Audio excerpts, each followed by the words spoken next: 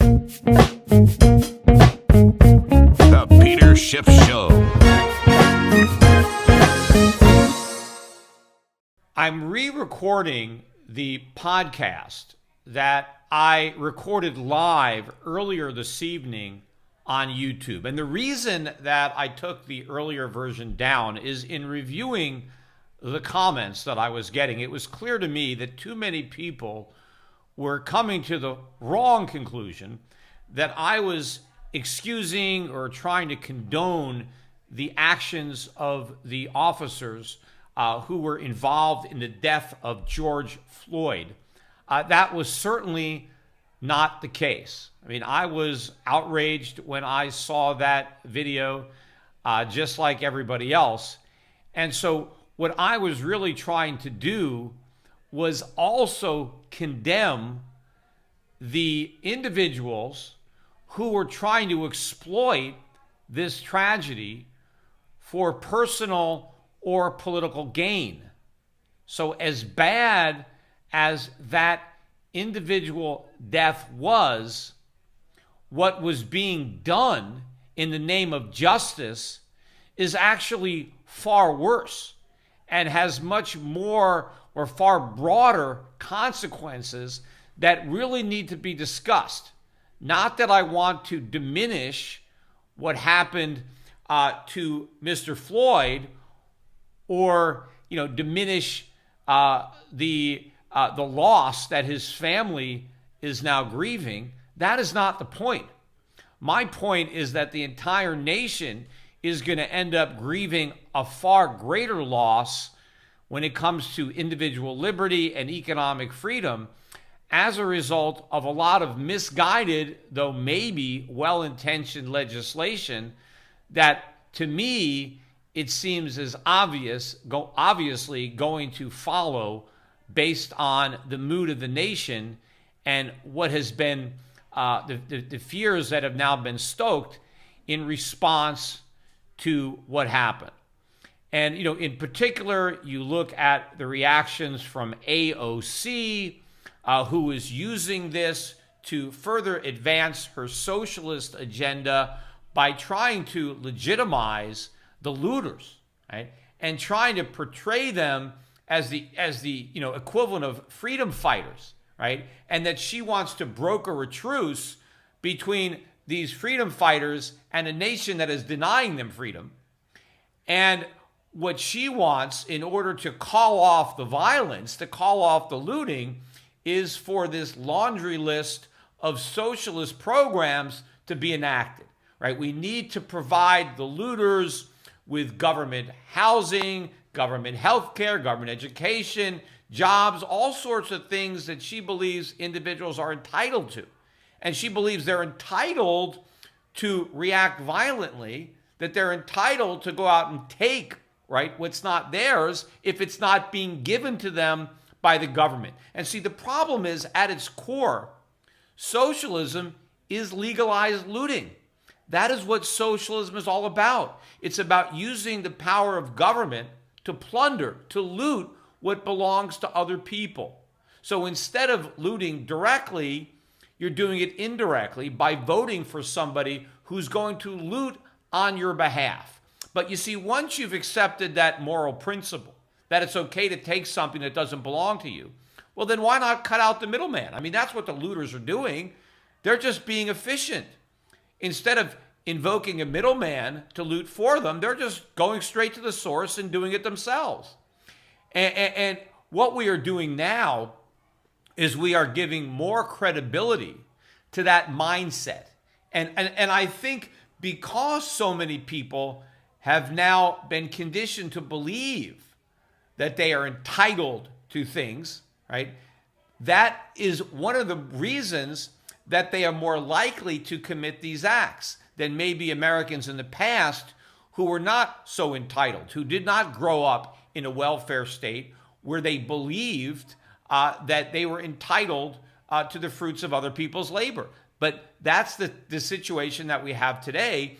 And now you have the left, the socialists, who are exploiting this tragedy to try to advance that agenda. In fact, look, Robert Johnson, I couldn't believe I was watching him on CNBC this morning, and he is actually trying to utilize what's happening, right? The protests, the rioting, the looting, to advocate for slavery reparations, right? This is proof, right?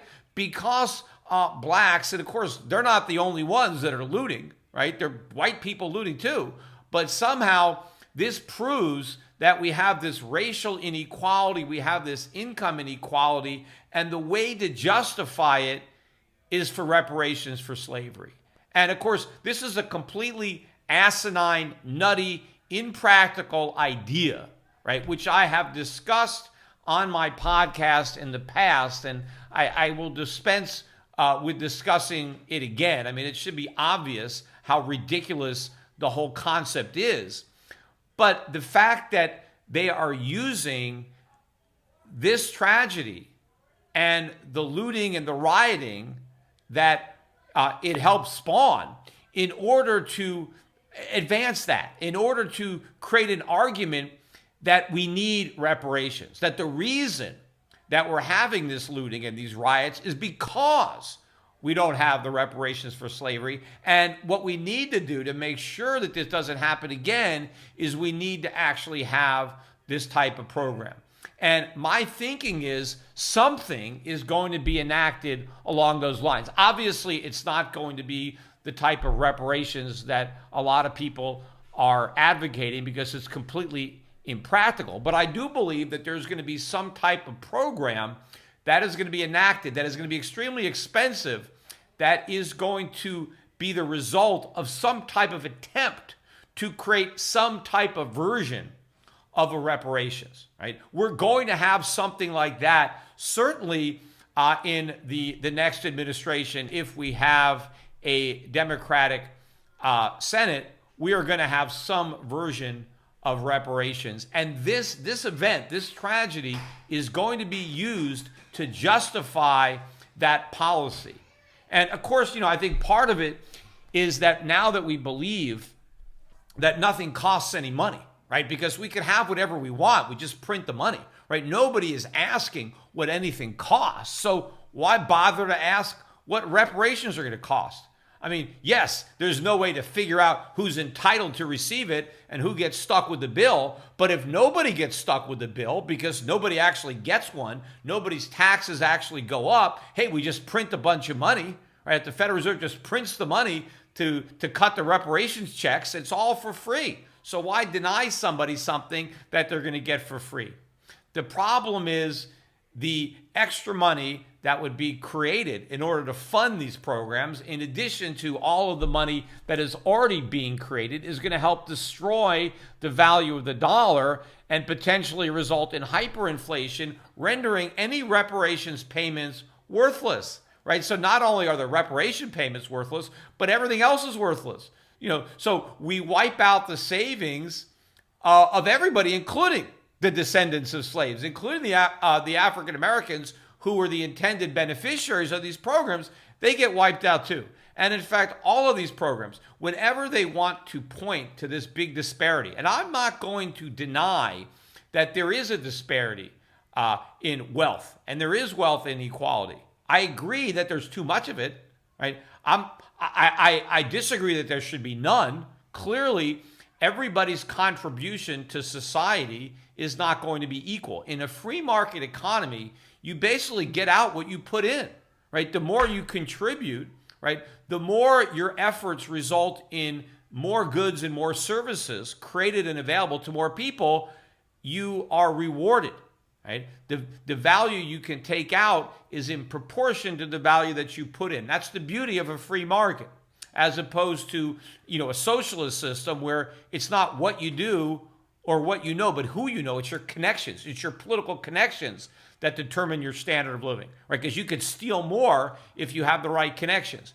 But in a free market economy, it's about your efforts. Now, I'm not saying that, you're going to have some people that, if you have certain connections, right, might you put yourself in a position where you have an opportunity that somebody that doesn't have those connections might not have? Sure. But at the end of the day, it's what you do with those connections that is going to determine the income that you have, right? So the more productive you are, the more you're going to earn, and the more you earn, the more claims that you can make on the production, on the goods and services.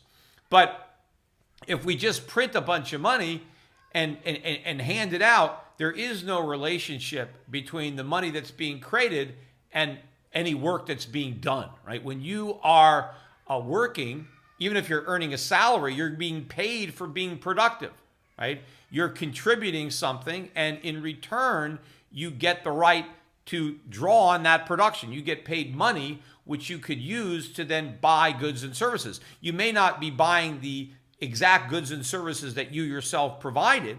You provided some goods and services, and now that allows you to claim ownership of other goods and services in proportion to what you have produced.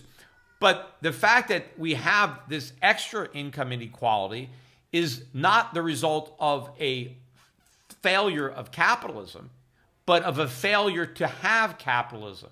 The irony of it is, it's the very government programs, it's the regulations and the subsidies and the taxes that have been imposed over the years, over the generations, supposedly well-intentioned programs where they are designed to help the very people that are impacted the most, that are hurt the most. It's these programs that are causing the problems. And more of these programs are just going to make the problems worse. They're not going to make them go away. What we need to do is eliminate the programs that are causing the problems. If you look at legislation and poverty programs or anti-discrimination programs, it's very similar to the Federal Reserve, right? The Federal Reserve keeps interest rates too low and they inflate bubbles. And then when the bubbles pop, instead of reflecting on their monetary mistakes and say, gee, I guess we shouldn't have kept rates this low, they just say, well, we need to lower rates, right? And even if they're zero, well, maybe they need to go negative, right? They never reassess the wisdom of what they're doing, the efficacy, and they never believe that, hey, maybe what we're doing is actually the problem. Maybe this is not how to solve the problem. Maybe it's keeping interest rates artificially low that are causing the problems that we're trying to solve by lowering interest rates even further. So politicians, they're never going to consider the fact that their programs are causing the very problems that their programs are supposed to solve. And in many ways, though, could be by design. Because the way politicians get votes is not by creating prosperity. It's not by liberating people from poverty or empowering people to lift themselves up, right, by their own bootstraps. The way politicians get votes is by convincing people that the only way up is through government, that they're being exploited or they're the victims of racism. Which is another thing that is bothering me about what should be a example of just police brutality and excessive force and wanton disregard for human life on the part of these particular policemen against this particular individual. All of a sudden, it's all about race because the victim in this case happens to be black. And the police officers, or at least the one that's now been charged with manslaughter or gross negligence or third-degree murder, I forget what the charges were, but that guy happens to be white. And now all of a sudden this becomes racial, because making it racial is what empowers the politicians, right, to try to drive the narrative that society is so racist that the only way African Americans can succeed is if they vote for the people that are going to punish the racists and that are going to redistribute wealth and are going to, make it possible for you to succeed, is to put your faith in government, right? Because if they actually allow capitalism to work, and now the people that they want to, to buy their votes, if now they don't need their help anymore because now they're successful, well, now they can't pander. So you want to continue to keep down the class that you're pandering to.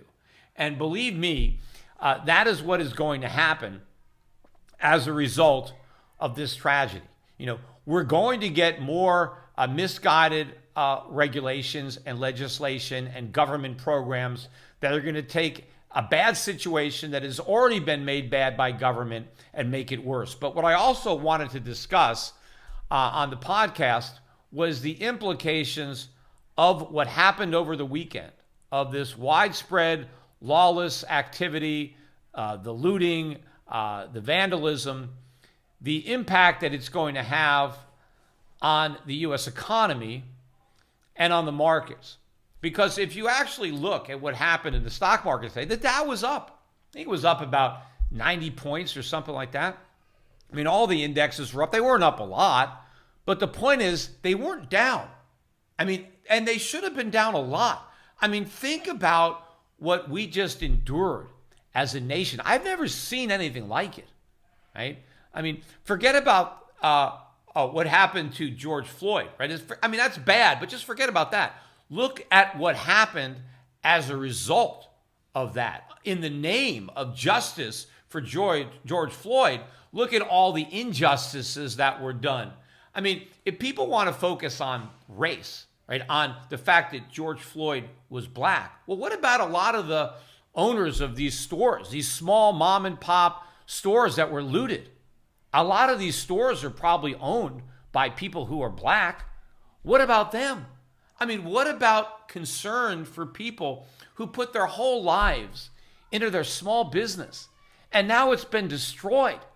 I mean, how does that bring back George Floyd? How is that justice for Floyd by doing injustice to other people? How do so many other wrongs make a right?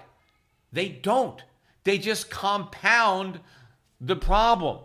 And, we just went through, or we're still going through, it's not even over, the whole situation with COVID-19 and the lockdown. And, how many of these small retailers were already not going to reopen, right? I've already talked about that on this program, that a lot of these stores are just shutting down permanently.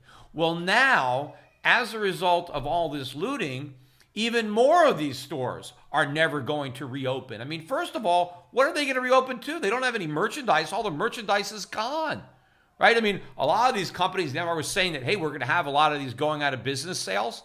Well, now we're still going to have companies going out of business. They're just not going to have any sales because there's nothing left to sell because it's already been stolen, right? But what about the guys that try to reopen?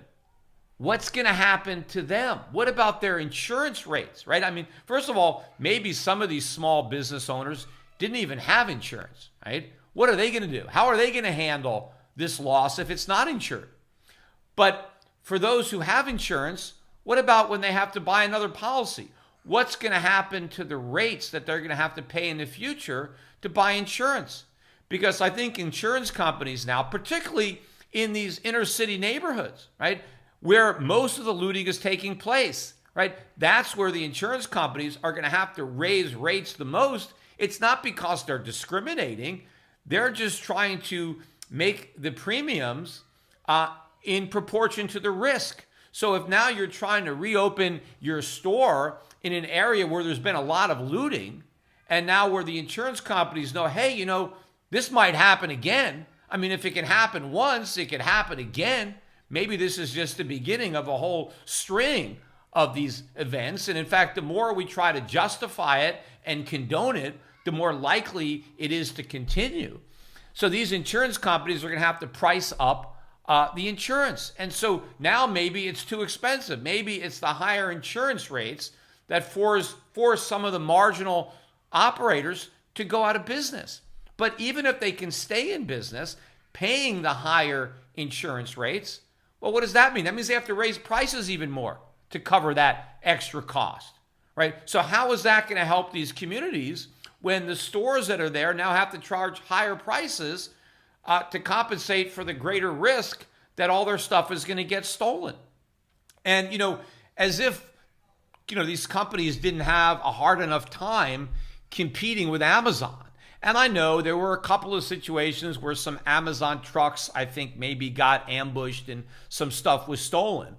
But the vast majority of the merchandise that Amazon has in these warehouses that are in remote locations, nobody was storming those and looting those. It was the mom and pop stores, right? The brick and mortar stores in the strip malls, in the shopping centers, the ones that have been having a really hard time, right, competing, they're the ones that got looted, right? So now it's even harder for these guys to survive.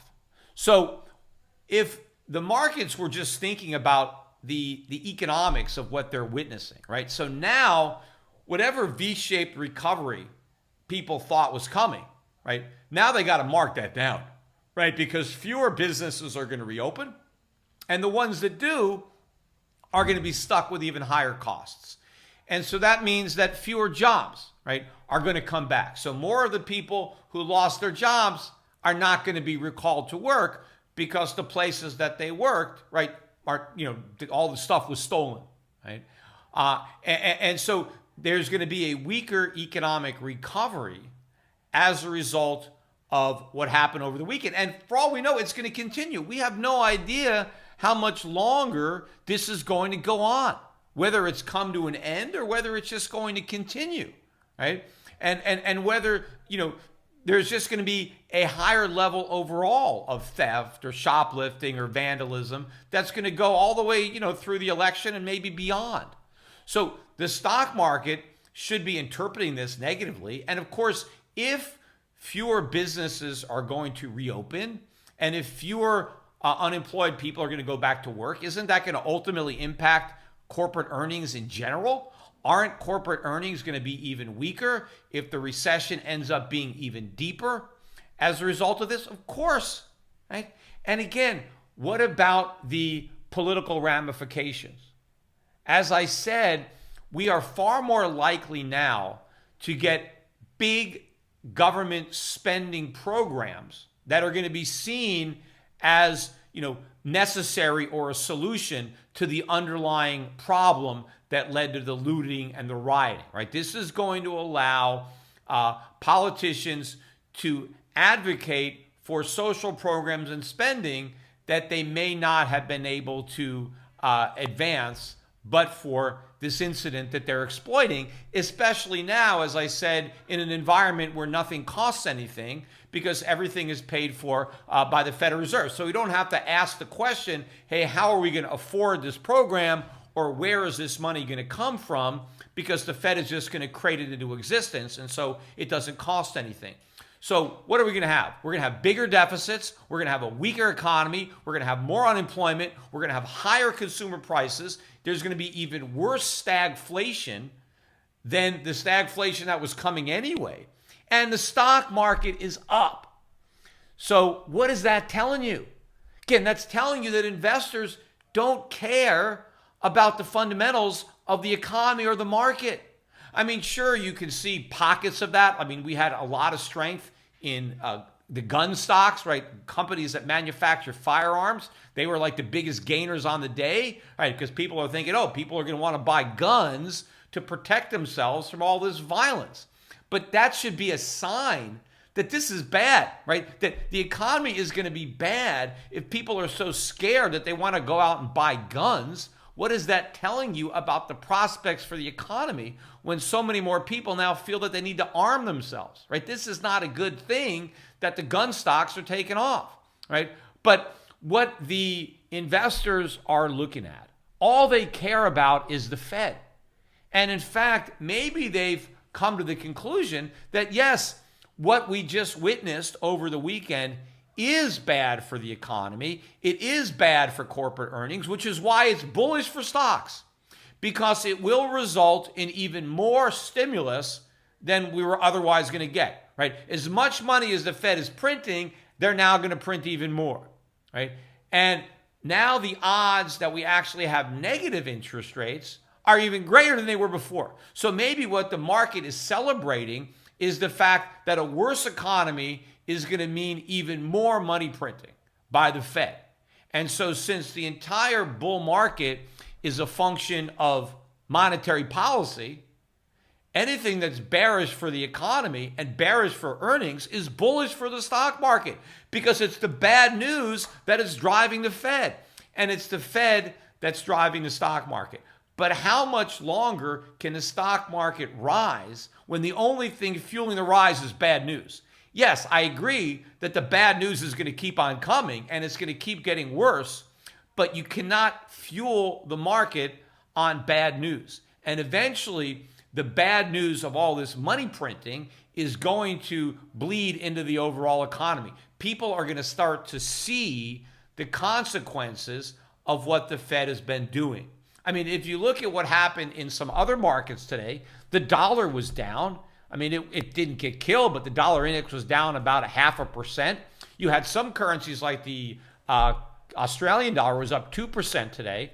So we did see some weakness in the dollar. Also saw some strength in the metals market. I mean, gold wasn't particularly strong. It was up about $8 or $9 today.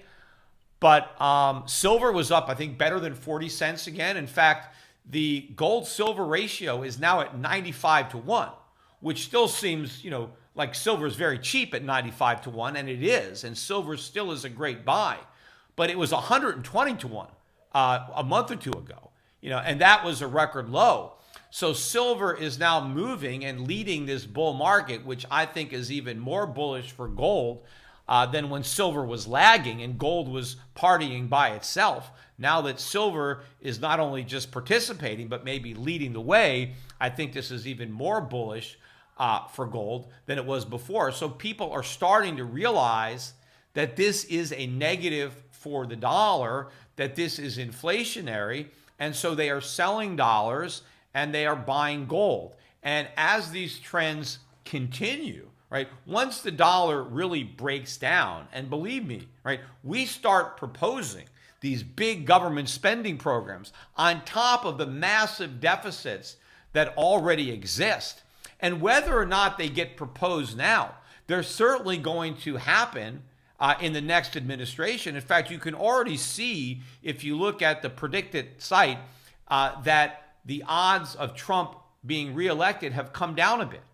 And the odds of Biden or a Democrat winning have gone up, right? So clearly what's happening now is working against the president. And that's one of the reasons, again, that they want to make this into a racial issue rather than a police brutality issue, is because they want to blame that on Donald Trump, right? As if these actions are being driven by Trump, that somehow Trump's attitude is the reason that we now are a more racist society than we were before Trump was elected. And the result of this extra racism is blacks being killed by racists. And so if you don't want that to happen, well, we need to elect a Democrat. We need to elect Biden. So that's part of the agenda that is being pushed. And so as investors appreciate the power of that narrative and its ability to move that economic and political needle, right, that is just more fuel to the fire when it comes to selling the dollar and buying gold. And so I think that what we're seeing, again, simply accelerates what I've been saying. And the fact that we're seeing this type of looting, right, this type of violence now just shows you what's going to happen later. Because I've been talking on this podcast that I thought we were going to see looting, we were going to see civil unrest, not because of this, right? My thinking was it was going to be in reaction to a real economic crisis that is still coming. I mean, as bad as things are now, it's going to get a whole lot worse. And I think one of the reasons that this powder keg was so susceptible to a match is because of the economic conditions, because of the very, very high unemployment that is a result of this recession, right? And I can only imagine how much worse it will be if people are still unemployed, but they don't get these extended benefits. I mean, right now, a lot of people who are unemployed are actually earning more money than when they were working. Well, what happens when that stops? What happens when these extended benefits run out? Or worse, what happens if the benefits themselves have no value, or have very little value because we've had massive increases in prices. We've destroyed the value of our currency. That's what I thought was going to precipitate civil unrest and looting. What happens if prices are running out of control and the government decides that the solution is price controls, right? We have to have controls on prices. We have to ration goods and services because that's the only way to keep the prices from going up. We don't want the market to allow prices to clear by going up and clearing the market. We want to prevent prices from rising by putting some government-imposed limits. And so rather than higher prices, rationing the goods and services, you actually have rationing. You have people only being allowed a certain amount of goods or services, or people having to wait on long lines in order to receive their ration. I mean, maybe we end up having rolling blackouts where instead of letting power prices go way up, we just force everybody to use less power. So you don't pay as much for your power, but you're just in darkness most of the time. I mean, a lot of this stuff could be happening, right? Shortages, food shortages, power shortages, blackouts, long lines. And if we have this much looting, right, this much violence now, right, when the economy is still relatively okay. Yes, we have a lot of unemployed people, but they got plenty of cash right now. Even though they're unemployed, they got money and there's still goods to buy, right? Look at all the stuff that was on the shelves that they looted. But what's going to happen when there's barely anything on the shelves? When the shelves are almost empty? You know, what's going to happen when people are actually hungry, right? And they're in the dark. If things are this bad now, when things on a relative basis are not that bad compared to the way things may very well be in the very near future, as a result of the far economic hardship that is going to befall this nation when we have to deal with the consequences of what we've been doing, when all these monetary chickens come home to roost. And now we have to deal with the consequences that we've avoided. We've postponed the pain by exporting our inflation to the rest of the world. Well, when the rest of the world gets tired of importing our inflation and they send it back to us, and they don't send us their goods anymore, they just send us back our paper, right? And then we finally have to deal with this bubble that is completely imploded and this house of cards has come collapsing down. Just imagine. So I think this is but a small taste of what's coming. And it's going to be a lot worse based on the way the left and the media, which in many cases is also left, right? The way they are trying to exploit the tragedy of the death of George Floyd into moving this political narrative, right? Not only just fueling the flames of racial divisiveness, right? And trying to pit groups against one another, but to justify bigger government, more spending, more money printing, right? When what the economy needs right now, more than ever before, is the opposite of that. More than ever before, we need less government, we need sound money. And I just seen that the nation has made a major step. Over the course of just a few days, we have taken a major step in the wrong direction.